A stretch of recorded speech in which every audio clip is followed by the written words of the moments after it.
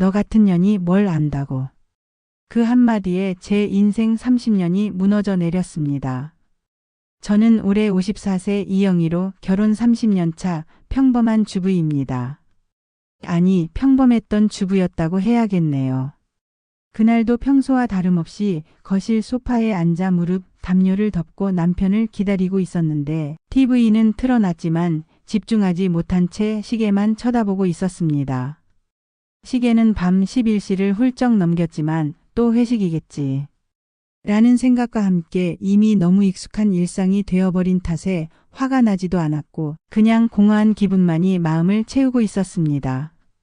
현관문이 열리는 똑똑 드르륵 하는 소리가 들리면서 남편이 비틀거리며 들어왔는데 와이셔츠는 구겨져 있고 넥타이는 비뚤어져 있었으며 얼굴이 새빨갛게 달아올라 있는 모습이 평소보다 훨씬 많이 취한 상태였습니다. 저는 30년간 수만 번 해온 그 질문인 여보. 저녁 드셨어요? 이를 또다시 습관적으로 했는데 그것은 사랑이 아닌 그냥 습관에 불과했습니다. 그런데 남편의 반응이 달랐습니다. 저녁? 하면서 비웃듯 웃는 그 웃음 속에 뭔가 차가운 것이 느껴졌고 그런 거나 신경 쓰고 있어. 라는 말과 함께 가슴이 철렁하는 이상한 기분이 들었습니다. 그리고 그 다음에 나온 말은 너 같은 년이 뭘 안다고였는데 그 순간 세상이 멈춘 것 같았고 귀를 의심하게 되었습니다. 30년을 함께 산 남편이 두 아이의 아버지가 저에게 너 같은 년이라고 말하다니 심장이 멈출 것 같은 충격이었습니다. 1994년 4월 16일 벚꽃이 흩날리던 날.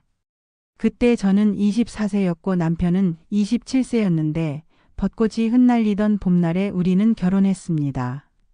연애 3년 끝에 맺어진 사랑이었고 그때 우리는 정말 서로를 사랑했었습니다. 신혼여행지 제주도에서 남편이 제 손을 꼭 잡고 영희야, 나랑 결혼해줘서 고마워.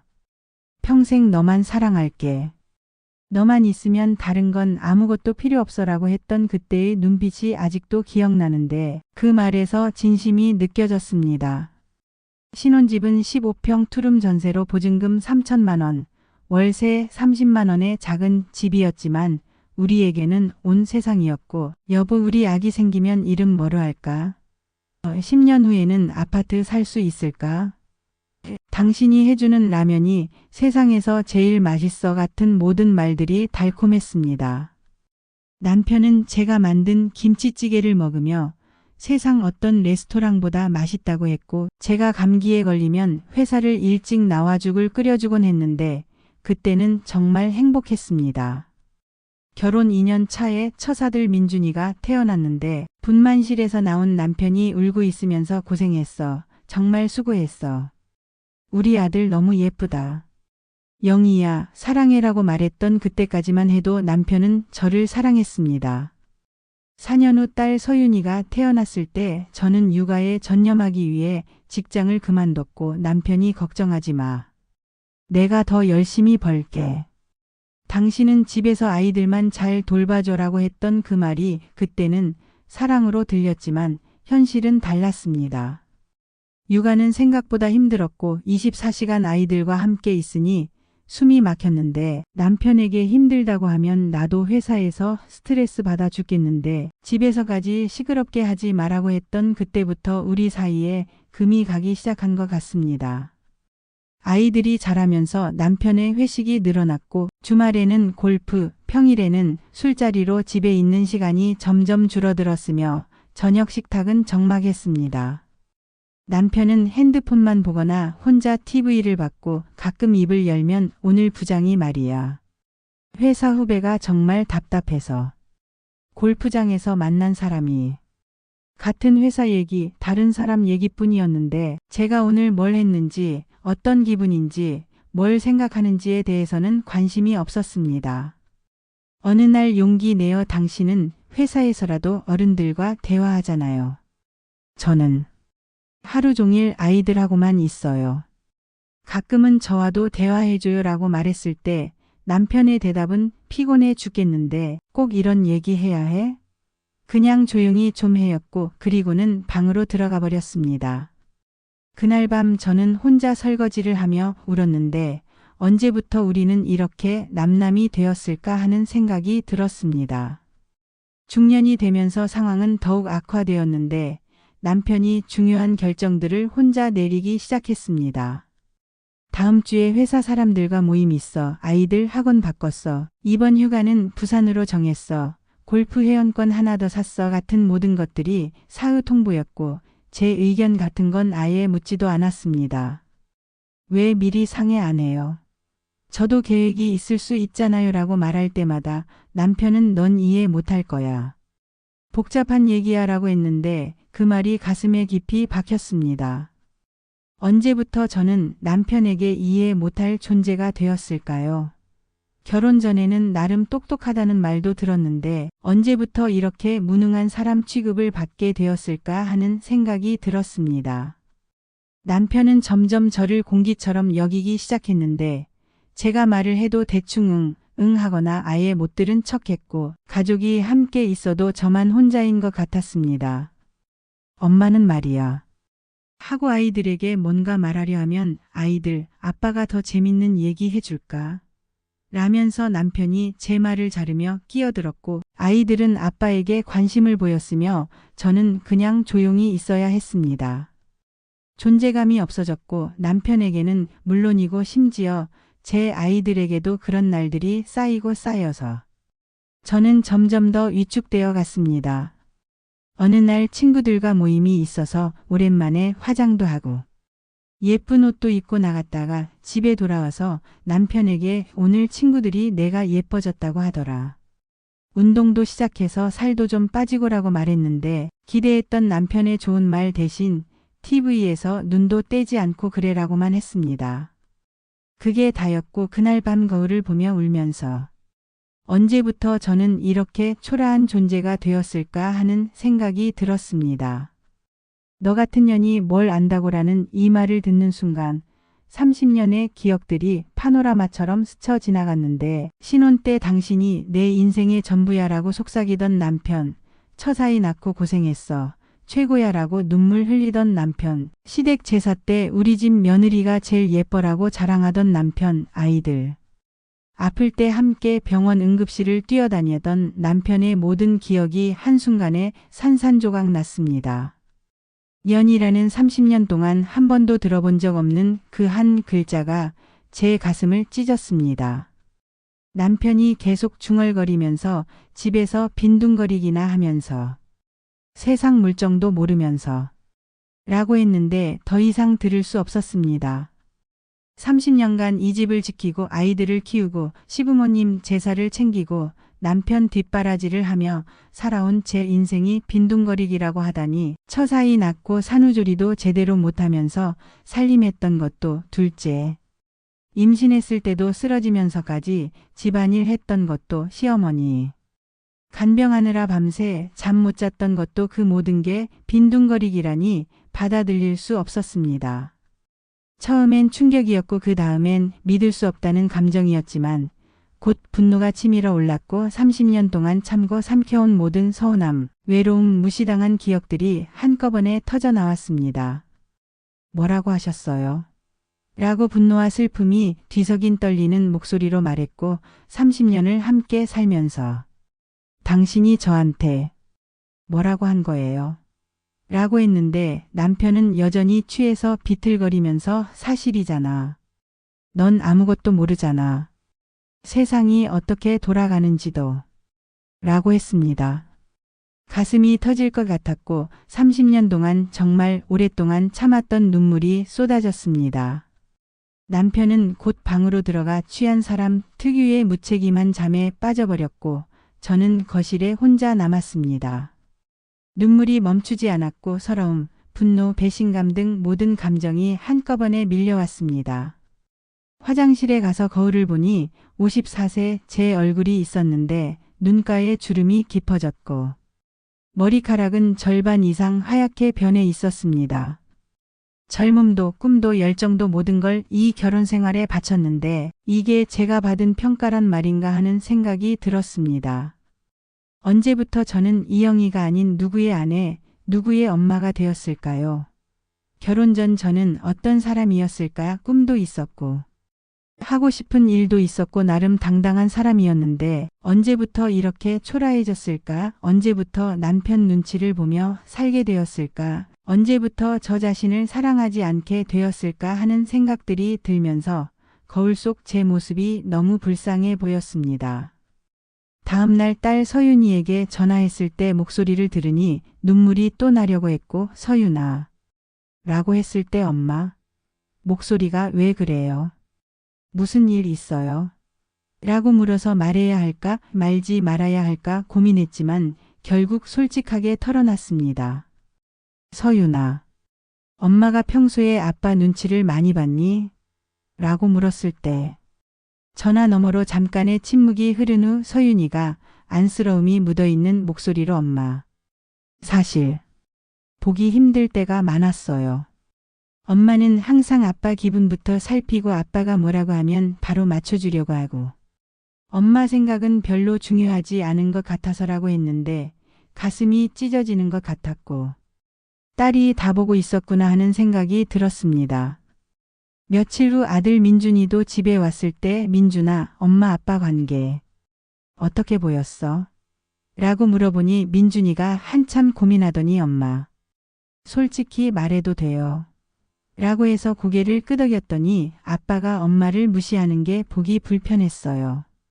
엄마 말은 대충 들으면서 다른 사람 얘기할 때는 그렇게 열심히 듣고 엄마 의견은 별로 중요하게 생각 안 하는 것 같았어요. 그리고 엄마도 너무 참기만 했어요. 화날 만한 상황에서도 그냥 넘어가고 보기 답답했어요 라고 말했습니다. 아이들이 다 알고 있었던 것입니다. 우리 부부의 불균형한 관계를 엄마의 초라한 모습을 모두 보고 있었고 그 순간 깨달았습니다. 변해야 한다고 저를 위해서가 아니라 아이들을 위해서라도 변해야 한다고 말입니다.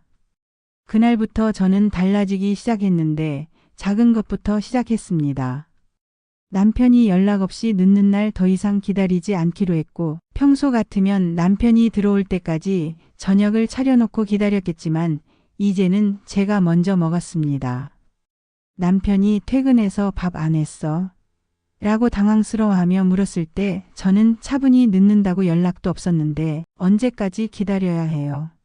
저는 먼저 먹었어요. 냉장고에 반찬 있으니까 드세요 라고 말했는데 남편은 어이없다는 표정을 지었지만 뭐라고 하지는 못했습니다. 자기도 그동안 저에게 그렇게 해왔으니까요. 30년 만에 저만의 시간을 가지기 시작했는데 먼저 요가 클래스에 등록했습니다. 요가? 갑자기 왜? 라고 남편이 의외라는 듯 물었을 때 제가 뭘 하든 상관없잖아요. 당신도 골프 치러 다니듯이 저도 제가 하고 싶은 걸 할 거예요 라고 대답했습니다. 그 다음에는 독서 모임에 참여했고 대학 동창들과 만나는 정기 모임도 시작했으며 오랫동안 연락 안 했던 친구들과도 다시 만나기 시작했습니다.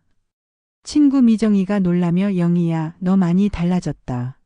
라고 했을 때 어떻게?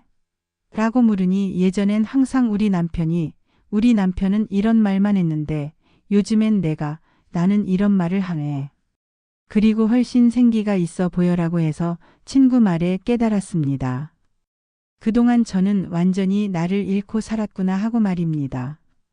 남편은 변한 저를 보며 점점 당황스러워했는데 요즘 너 이상해라고 했을 때 뭐가요? 라고 물으니 예전과 달라. 뭔가 날 무시하는 것 같고라고 해서 웃음이 나왔습니다. 무시요? 30년 동안 당신이 저한테 한 게 바로 그거예요. 이제 와서 서운하세요. 그리고 이게 무시가 아니라 독립이에요. 저도 제 인생이 있어요 라고 말했더니 남편은 할 말이 없는 듯 입을 다물었습니다. 어느 날 밤 더 이상 피할 수 없는 대화를 나눠야 했는데 여보 우리 정말 진지하게 이야기해요 라고 했을 때 남편이 TV를 보다가 저를 쳐다보며 뭘? 라고 물었습니다. 당신이 그날 밤에 저한테 한 말이요. 너 같은 년이라고 한 그 말. 그게 단순히 술 때문만은 아니었을 거예요. 평소에도 저에 대해 그런 생각을 하고 있었기 때문에 나온 말이죠. 라고 했더니 남편의 얼굴이 굳어졌고 한동안 침묵이 흘렀습니다. 남편이 조심스럽게 입을 열면서 미안해. 정말 미안해. 그런 말을 했다는 것도 그런 생각을 했다는 것도라고 처음 듣는 진짜 사과를 했는데 남편의 목소리에 진심이 느껴졌습니다. 사실 요즘 들어 너한테 짜증이 날 때가 많았어라고 했을 때 왜요?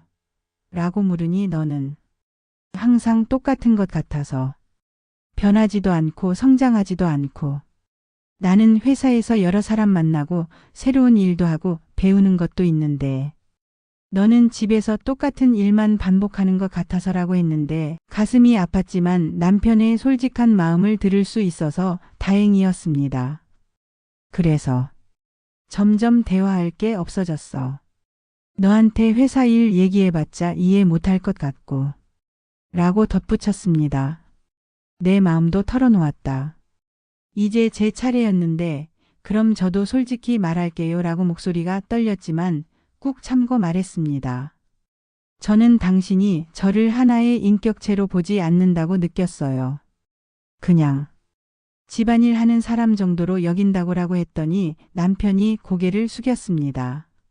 제 의견은 중요하지 않고 제 감정도 중요하지 않고 그저 당신이 편하게 살 수 있도록 뒷받침해주는 역할만 하면 된다고 생각하시는 것 같았어요 라고 했을 때 눈물이 나려고 했지만 참으면서 언제부터 제가 이렇게 초라한 존재가 되었을까요?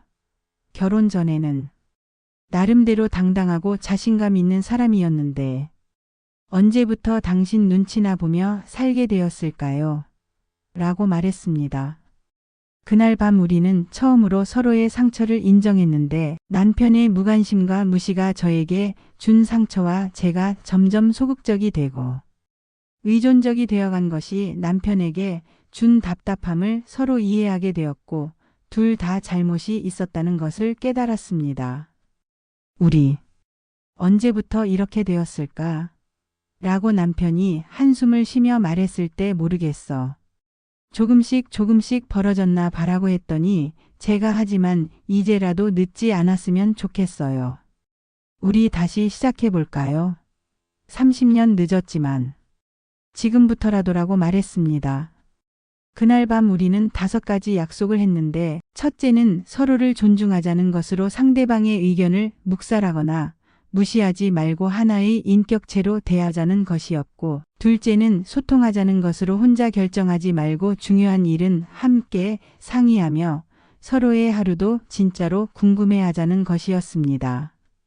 셋째는 각자의 시간과 공간을 인정하자는 것으로 남편만 자유시간을 갖는 게 아니라 저도 제 시간을 가져도 된다는 걸 인정하자는 것이었고 넷째는 감사를 표현하자는 것으로 당연하게 여기지 말고 작은 것에도 고마워하자는 것이었으며 다섯째는 진짜 사랑하자는 것으로 의무감이 아닌 진심으로 상대방을 아끼고 배려하자는 것이었습니다.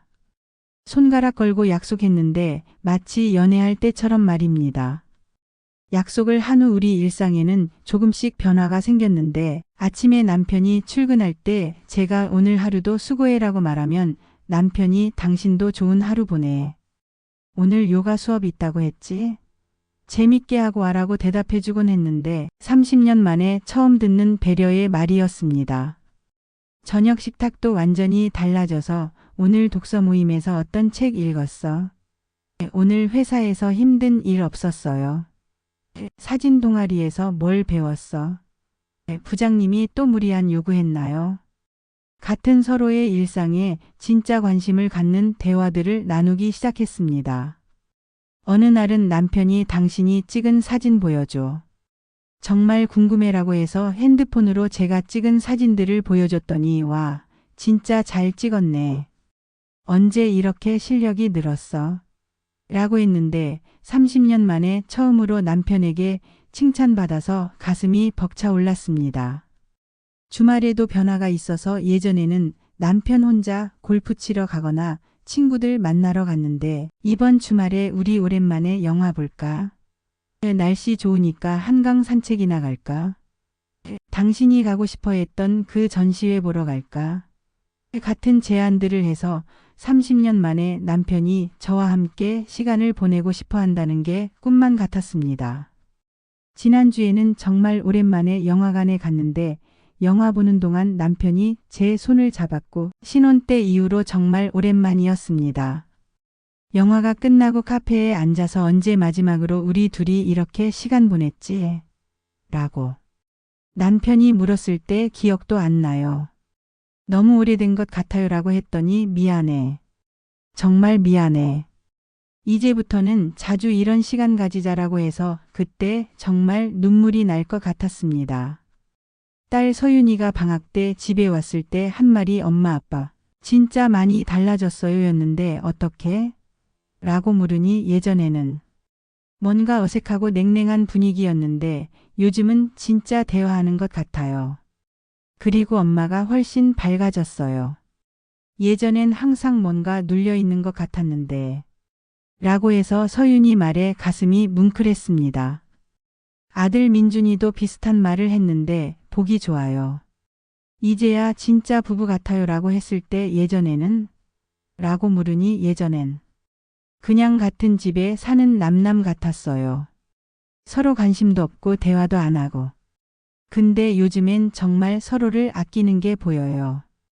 특히 아빠가 많이 달라졌어요 라고 해서 아이들 말을 듣고 있으니 정말 우리가 많이 달라졌구나 싶었고 아이들이 행복해하는 모습을 보니 더 잘해야겠다는 생각이 들었습니다. 물론 모든 게 완벽해진 건 아닌데 30년 동안 굳어진 습관이 하루아침에 바뀔 순 없어서 가끔은 여전히 갈등이 생깁니다. 지난주에도 작은 다툼이 있었는데 남편이 또 혼자 결정을 내린 일이 있어서 제가 당신 또 혼자 정했네요. 우리 약속 벌써 잊었어요. 라고 서운해하자 맞다. 미안해. 습관적으로. 다음부터 꼭 상의할게라고 남편이 바로 사과했는데 예전 같았으면 그까짓 일로 뭘 그래 했을 텐데 정말 달라졌다는 생각이 들었습니다. 요즘 남편을 보면서 느끼는 건 남편도 변하려고 정말 노력하고 있다는 것인데 30년 동안의 습관을 바꾸는 게 쉽지 않을 텐데도 노력하고 있다는 게 보입니다. 이 글을 읽고 계신 분 중에 저와 비슷한 아픔을 겪고 계신 분들이 있을 텐데 남편에게서 존중받지 못한다고 느끼시는 분들, 자신을 잃고 살고 있다고 생각하시는 분들, 혼자서 외롭게 눈물 흘리고 계신 분들의 마음을 저는 이해합니다. 정말 너무 잘 알아요. 그 외로움이, 그 서러움이, 그 분노가 얼마나 큰지 말입니다. 하지만 포기하지 마세요. 변화는 가능해요. 정말로 30년도 늦지 않았고 50대도 늦지 않으며 가장 중요한 건 용기입니다. 작은 변화부터 시작하세요. 저도 처음에는 작은 것부터 시작했는데 더 이상 무조건 기다리지 않기, 내 의견도 당당하게 말하기, 나만의 시간. 갖기 같은 작은 변화들이 모여서 큰 변화를 만들어냈습니다.